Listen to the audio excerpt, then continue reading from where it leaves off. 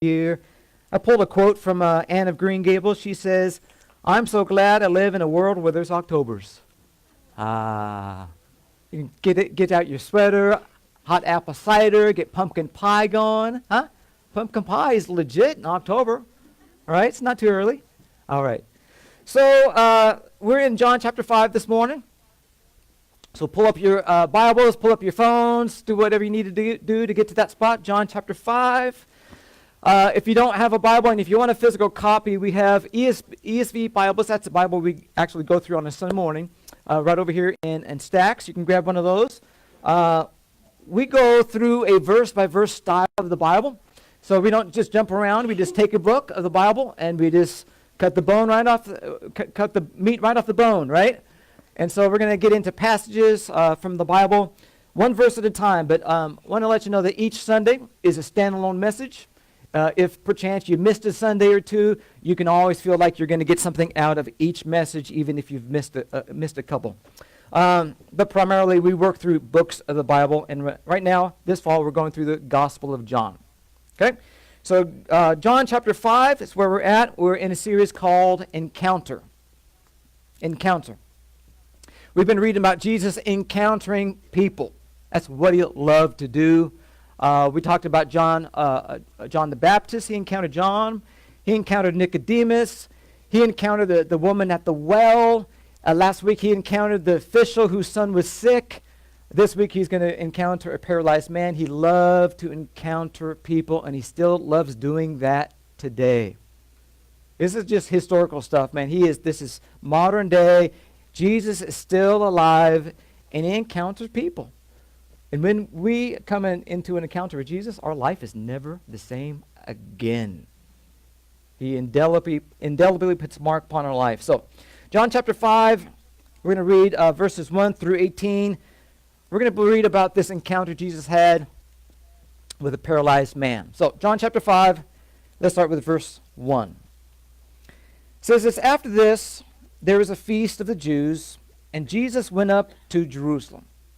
Now there is in Jerusalem, by the sheep gate, a pool, in Aramaic called Bethesda, which has 5 roofed colonnades.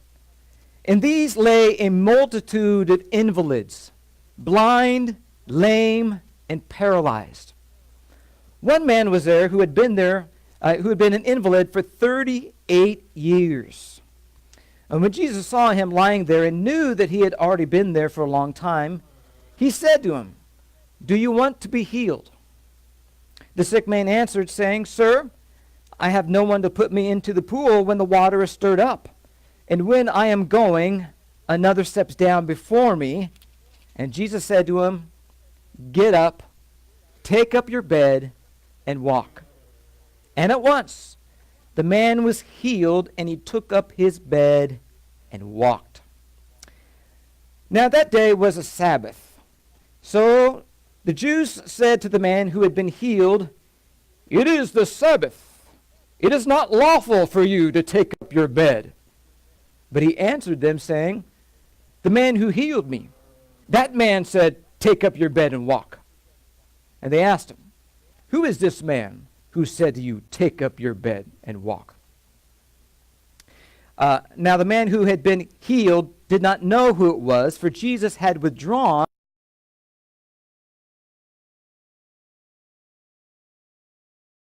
Said to him, 'See, you are well.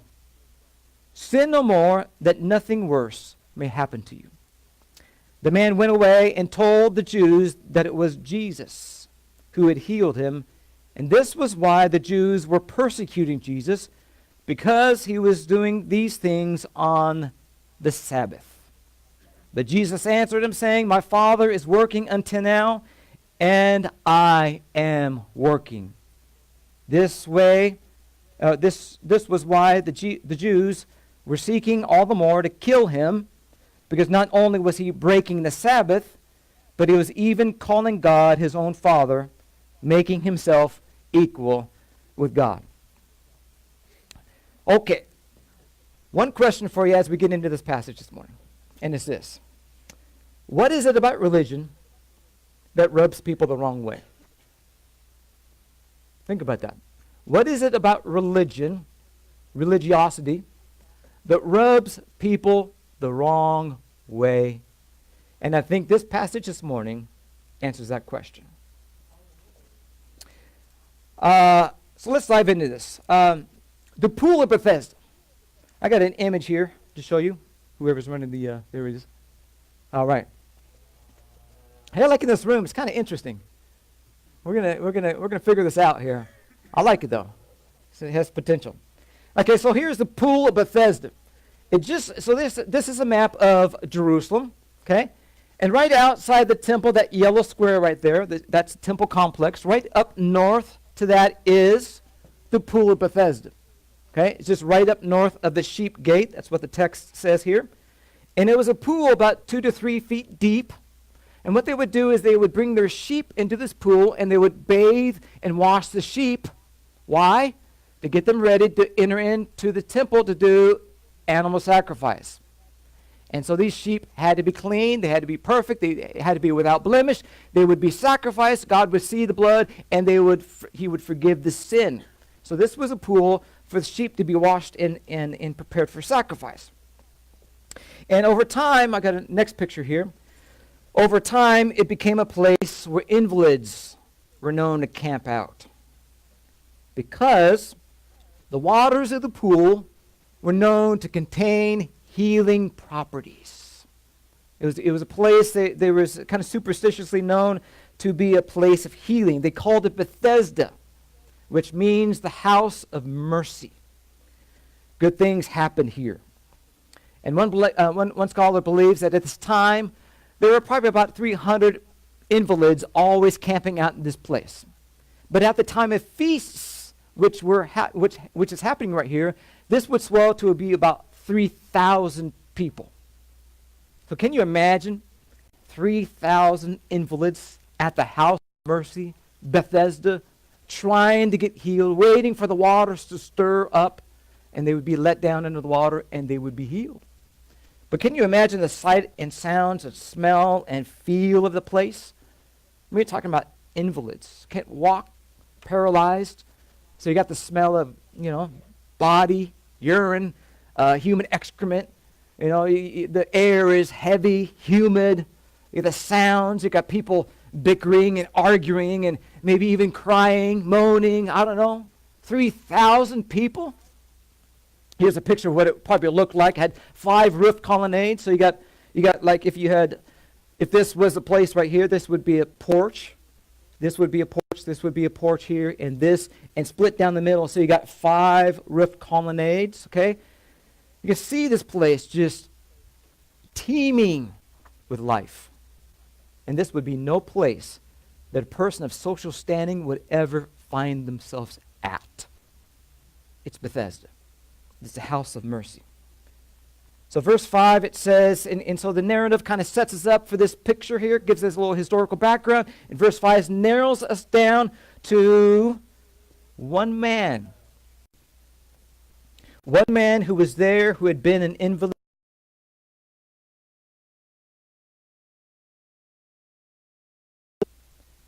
And here comes Jesus, verse 6. When Jesus saw him lying there, and knew that he had already been there for a long time, he said to him, "Do you want to be healed?"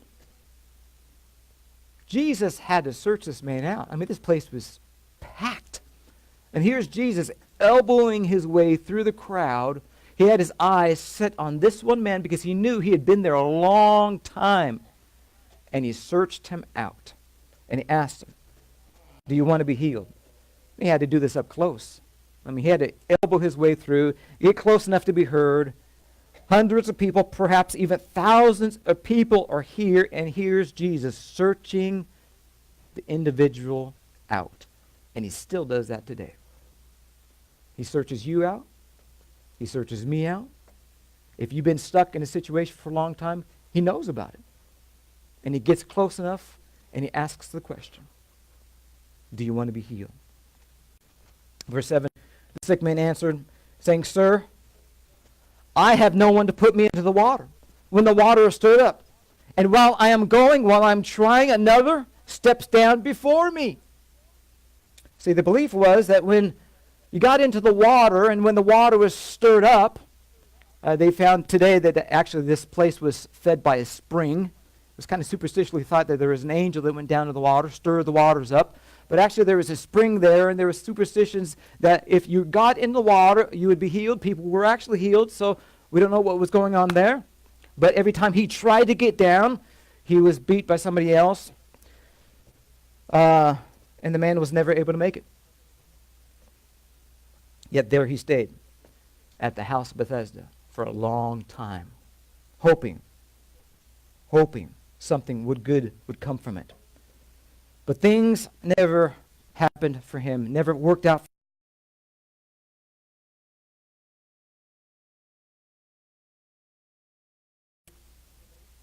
Sometimes you're stuck in a certain situation of life.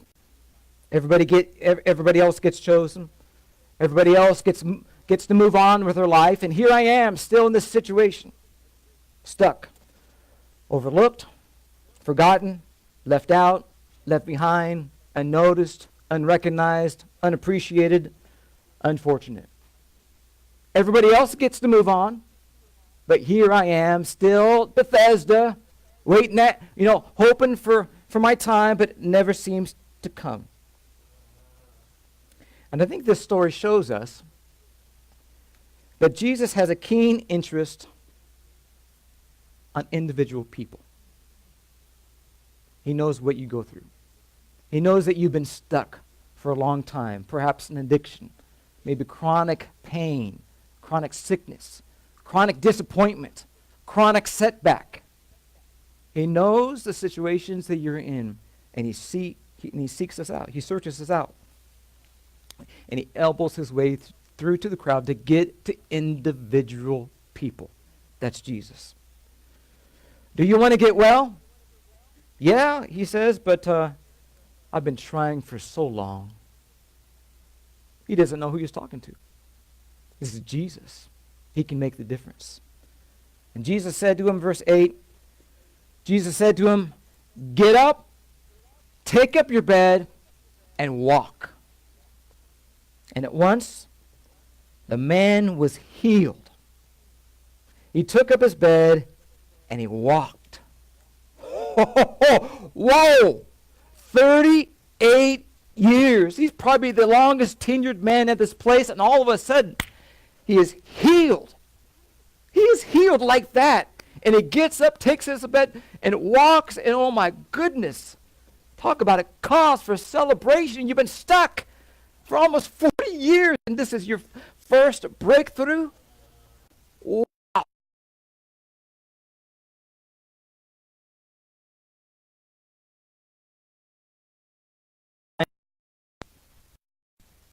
Now, that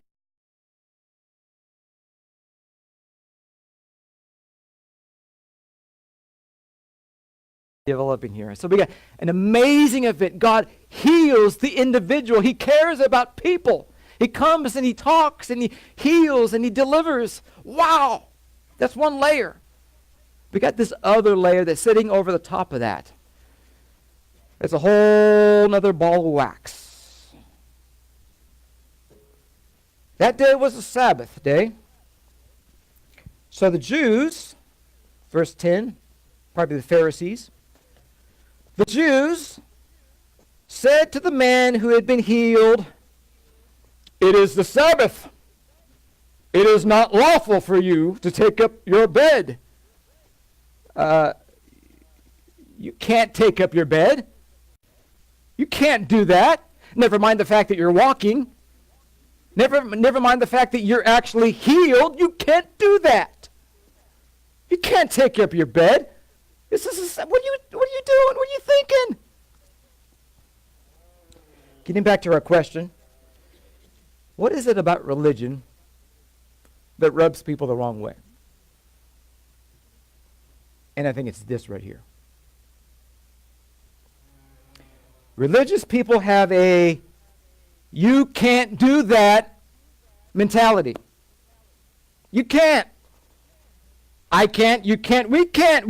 Our life is this big.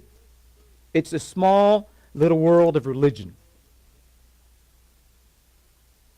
And it's this restrictive, narrow, tunnel vision way of life that turns people off of religion.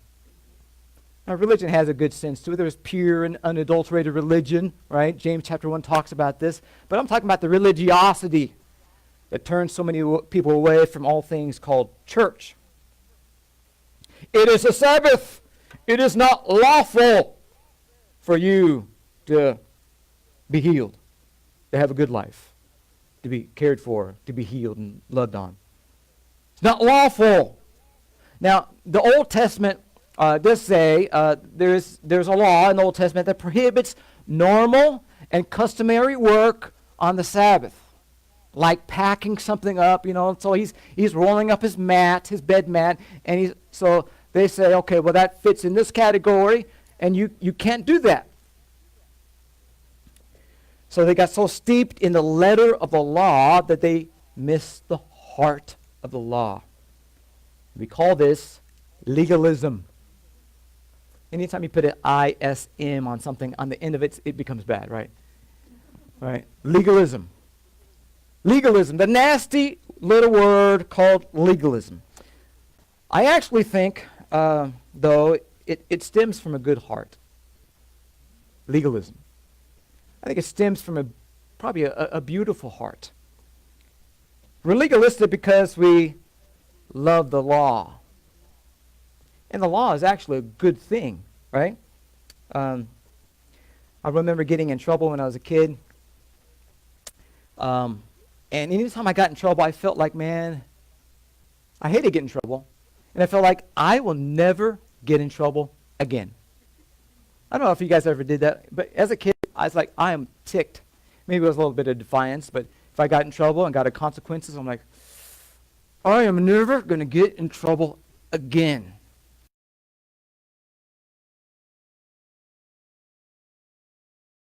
Good. Sorry, Dan, but man, Dan's a police officer. I was driving on Highway 14 last year, and I was, I got pulled over by a policeman. He clocked me going 70 miles into 55. All right? So I get pulled over, hoping for the warning. No, he gives me a ticket. It's been so long since I got a ticket. I got a ticket. And I remember thinking, again, I will never do this again. I will set my cruise control at 55 miles an hour, and I will not exceed 55. And so, we get into this heart of, I'm not going to do that again. The Jews lost the land because they were disobedient to God's laws, namely the Sabbath, and they said, we will never let this happen again. So the Jews come back into the land after exile. They set up shop. They set up their temple. And a movement called the Pharisees began, who had this heart of, we will not transgress God's law. And this was the heart. And it was a good heart. They wanted to be obedient. But they took it a little too far. So sometimes, we get in trouble and we don't want to exceed the law. So sometimes we say, I'm going to drive 55 all my life. I'm going to drive 55 even if it means avoiding an accident. Even if it means speeding out of the way of a car out of control. Even if it means there's a medical emergency. My wife's delivering a child. I'm not going to exceed 55 miles per hour. That's called legalism. But it comes from a good heart. But this insistence to do the right thing, which is beautiful, can blind ourselves to the very heart of why the law was instituted in the first place. Watch the tendency to get legalistic. We get into this I can't. You can't do this mentality, and a world becomes this big. Now, there's some things you can't do. There's some things in life you can't do, right? Okay, there are boundaries. I want to take you to Genesis chapter 2. This was at the very beginning. This is an amazing concept. God puts Adam and Eve in the garden. He creates man, Adam and Eve are in the garden, and this is what he tells them regarding all the trees in the garden. He says, you may surely eat of every tree. How many trees? Every tree. You can eat of every tree of the garden, but of the tree, how many trees? Of the tree of the knowledge of good and evil, you shall not eat, for in the day that you eat of it, you shall surely die. And so God places him in the garden, gives him all this bounty, all this provision. You can eat of every single tree you see except one, the tree of the knowledge of good and evil, because in the day that you eat of that tree, you shall surely die. They ate of the tree, and death entered into the human race. But don't miss the heart of God. He set before them an open expanse. Every single tree was open and available and wonderful and beautiful, but sometimes we think God's world is full of trees of knowledge of good and evil. Our world becomes this big, but God has a world this big. But look here, when the serpent came to Eve, look at what he said. This is the lie of the enemy, right? He says, did God actually say, you shall not eat of any tree of the garden? Your God makes life so constrictive. Your God makes life so restrictive and small and narrow that you can't eat of anything. Never fall for that trick. Your world's not this big. God does not sit before you a narrow passageway called religiosity. He sits before you an open expanse called life, and life more abundantly. That's the heart of God.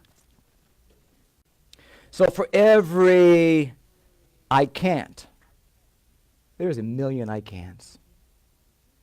Let's make sure we got our focus in the right place. God is saying you can, you can, you can, you can. It's a world of possibilities. Christianity is a world of possibilities. Creativity, untethered creativity. And sometimes we get into this, I can't. My world is this big. No. That's not the heart of God.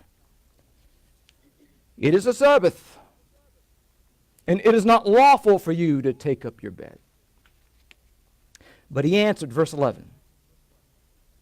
The paralyzed man answered, the man who healed me, that man, kind of passes a buck, that man said to me, take up your bed and walk. And the interrogation begins. Verse 12. They asked him, who is the man who said to you, take up your bed and walk? I mean, look at the tunnel vision. I just have been healed. But yet that didn't make any sense. Who is this man who told you you can do these things? Verse 13. Now the man who had been healed did not know who it was, for Jesus had withdrawn, as there was a crowd in that place, wanted to keep a low profile.